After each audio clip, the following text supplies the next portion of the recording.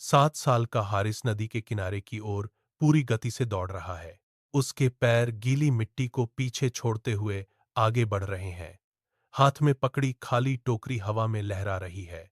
सूरज क्षितिज के करीब है, जिससे आकाश नारंगी रंग में बदल गया है। हारिस नदी के मुहाने पर रुकता है। पानी की कलकल आवाज के बीच एक पत्थर उसकी नजरों को अपनी ओर खींचता है। वह पत्थर रेत के ढेर के पास नीली आभा के साथ चमक रहा है। हारिस धीरे से झुकता है। उसकी उंगलियां पत्थर की ठंडी सतह को छूती हैं। अचानक पत्थर से एक तीखी नीली रोशनी का धमाका होता है। रोशनी का यह गुबार चारों तरफ फैल जाता है, जो अंधेरे को चीरते हुए जुगनुओं की तरह चमकने लगता है। हारिस पीछे की ओर लड़खड़ाता है। हवा में एक अजीब सी गूंज है। रेत के कण रोशनी में तैरते हुए दिखाई दे रहे हैं। हारिस अपनी आंखों को उस तेज चमक से बचाता है और अपने हाथों को पत्थर के चारों ओर लपेट लेता है। पत्थर की चमक अब और भी तीव्र हो गई है, जो नदी के किनारे को पूरी तरह से घेर चुकी है। पत्थर से एक धीमी और भारी गूंज उठी। पत्थर ने कहा, हारिस, तुम अच्छे दिल के इंसान हो। हारिस ने अपना सिर घुमाया, लेकिन आसपास झाड़ियों और नदी के अलावा कोई नहीं था। पत्थर की रोशनी उसके हाथों के बीच धड़क रही थी। आवाज फिर गूंजी, यह जादुई पत्थर केवल दयालु बच्चों को मिलता है।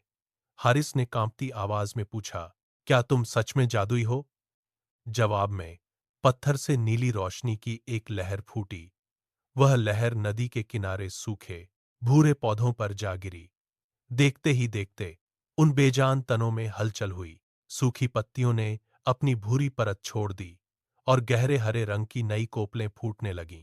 मुरझाए हुए फूल, जो एक पल पहले मिट्टी में दबे थे, अचानक खिल उठे। पास के पेड़ों पर सन्नाटा टूट गया। पक्षियों ने चहचहाना शुरू कर दिया। हारिस ने अपनी टोकरी जमीन पर रखी और पत्थर को उसमें संभाल कर रख दिया। वह अपनी हथेलियों को बार बार पत्थर की ठंडी सतह पर फेर रहा था। नदी की धारा अब पत्थरों से टकराकर एक नई लय में बह रही थी। हारिस ने गहरी सांस ली और अपनी टोकरी को मजबूती से पकड़ लिया। अगली सुबह हारिस गांव के उस पुराने बगीचे की ओर बढ़ा, जहां सालों से कोई हरियाली नहीं दिखी थी। बगीचे का लोहे का गेट जंग खाकर जाम हो चुका था, जिसे खोलने के लिए हारिस को पूरी ताकत लगानी पड़ी। अंदर का नजारा डरावना था। जमीन पर सूखी घास बिछी थी, जो पैरों के नीचे कड़कड़ाती आवाज कर रही थी। मुरझाए हुए फूलों की डंठलें पत्थर की तरह सख्त हो चुकी थीं। हारिस बगीचे के बीचों बीच रुका और टोकरी से वह नीली चमक वाला पत्थर बाहर निकाला। हवा ठहरी हुई थी। आसपास के घरों से लोग बाहर निकल आए। वे अपनी खिड़कियों और छतों से हारिस की गतिविधियों को देख रहे थे। गांव वालों की आंखों में संदेह और उत्सुकता का मिला जुला भाव था। हारिस ने धीरे से पत्थर को एक सूखे गुलाब की क्यारी के पास रखा। पत्थर की सतह अब शांत थी। उसमें कोई हलचल नहीं हो रही थी। हारिस ने अपना हाथ पीछे खींचा और पत्थर की ओर टकटकी लगाए खड़ा रहा। गांव के लोग धीरे धीरे बगीचे की बाड़ के करीब खिसक आए। वे सब एक साथ झुककर देख रहे थे। उनकी सांसें रुकी हुई थीं।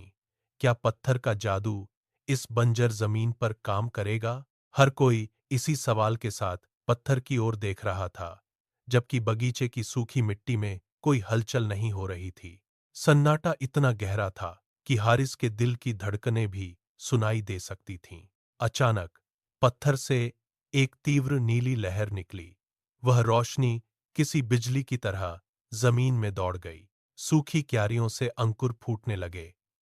मुरझाए हुए गुलाबों की पंखुड़ियां देखते ही देखते जीवंत हो उठीं और महकने लगीं। बगीचे के बीचों बीच खड़ा विशाल पेड़, जो कभी ठूंठ जैसा दिखता था, पल भर में नई हरी पत्तियों से भर गया। गांव वाले अपनी आंखों पर विश्वास नहीं कर पा रहे थे। कुछ लोग पीछे हट गए, तो कुछ ने आश्चर्य में अपने हाथ मुंह पर रख लिए। बगीचे का हर कोना अब रंगों से भर चुका था। हवा में फूलों की खुशबू फैल गई। भीड़ के बीच से एक बुजुर्ग महिला धीरे धीरे हारिस के पास आई। उनके चेहरे की झुर्रियों में एक गहरी शांति थी। उन्होंने अपना हाथ हारिस के सिर पर रखा। उन्होंने कहा, बेटा, देखो, इस बगीचे में जो रौनक आई है, वह केवल पत्थर की चमक नहीं है, यह तुम्हारे मन की दयालुता है, जिसने इस मिट्टी को फिर से जीवित कर दिया है। असली जादू किसी पत्थर में नहीं, बल्कि तुम्हारे उस इरादे में है जो दूसरों की मदद करना चाहता है। हारिस ने महिला की आंखों में देखा। वहां मौजूद हर व्यक्ति अब हारिस की ओर सम्मान से देख रहा था। बगीचे की हरियाली और लोगों की यह खामोश स्वीकृति एक बदलाव का संकेत दे रही थी। हारिस को महसूस हुआ कि उसके हाथ में पकड़ा पत्थर अब पहले से अधिक हल्का और शांत हो गया है। हारिस ने पत्थर को धीरे से अपनी जेब के भीतर सरका लिया। पत्थर की नीली चमक अब उसकी जेब के कपड़े के नीचे से एक मंद रोशनी की तरह दिखाई दे रही थी।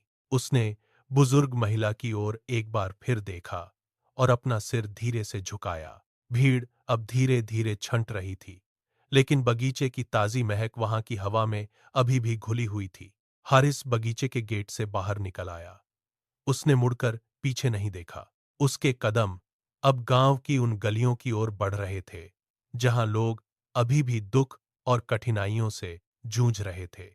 उसने अपने हाथ को जेब के ऊपर रखा और उसे कसकर दबाया। यह अब केवल एक पत्थर नहीं था, बल्कि एक जिम्मेदारी थी, जिसे उसने अपने मन में स्वीकार कर लिया था। कोई नहीं देख रहा था कि वह कहाँ जा रहा है। उसने तय कर लिया था कि वह अपनी इस शक्ति का उपयोग किसी प्रदर्शन के लिए नहीं, बल्कि चुपचाप लोगों की मदद करने के लिए करेगा। हारिस गांव की पगडंडी पर आगे बढ़ा। उसके पीछे बगीचे की हरियाली और फूलों की खुशबू अब गांव के हर कोने तक धीरे धीरे पहुंच रही थी। हारिस के चेहरे पर एक शांत मुस्कान थी। उसे पता था कि असली काम अब शुरू हो रहा है। वह सूरज की ढलती रोशनी के साथ गांव की गलियों में ओझल हो गया। पीछे केवल शांति और नए जीवन की आहट बची थी। हर घर के बाहर अब उम्मीद की एक नई शुरुआत का एहसास था, जिसे हारिस ने अपनी दयालुता से सींचा था।